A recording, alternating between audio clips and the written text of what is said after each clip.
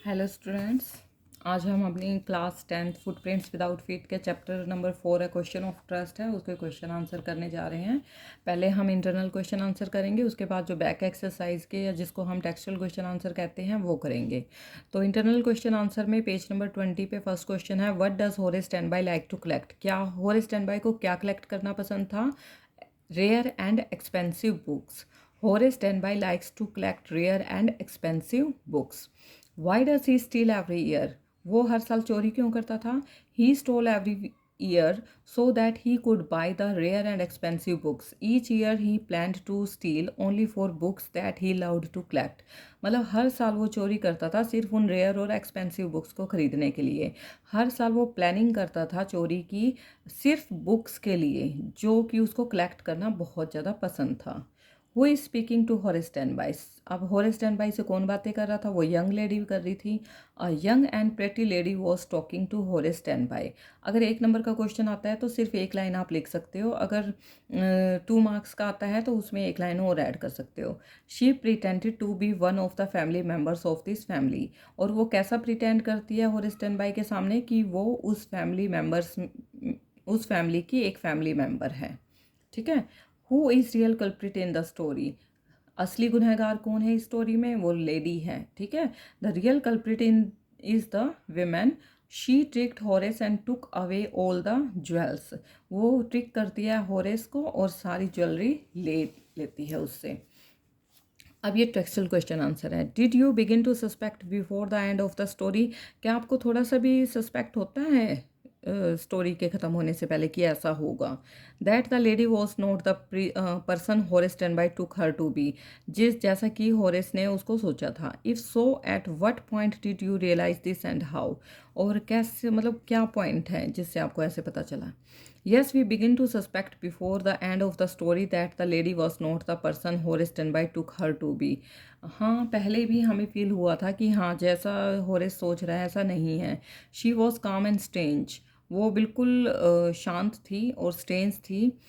When she did not call the police. क्योंकि ऐसा अगर होगा, अगर मान लो मेरे घर में कोई चोरी करने आ रहा है तो वो सीधा क्या करेगा? पुलिस को कॉल करेगा। तो उसने पुलिस को कॉल नहीं की। It seemed strange that she forget the number combination.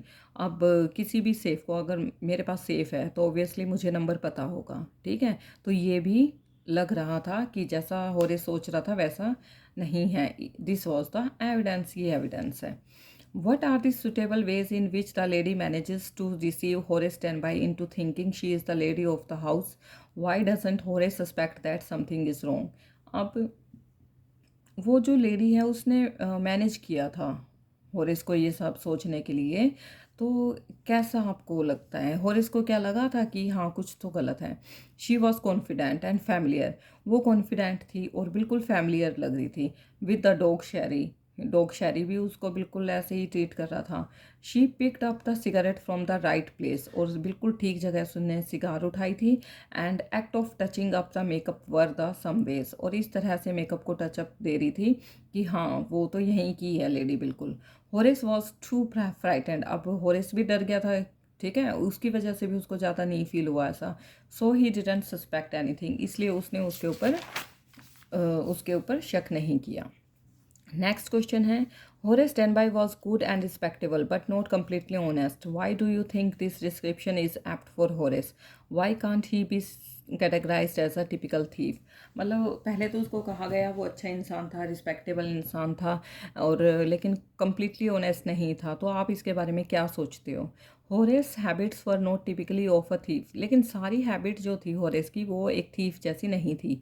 He was fond of books. वो बुक्स से बहुत ज़्यादा प्यार करता था। He use to steal only once in a year.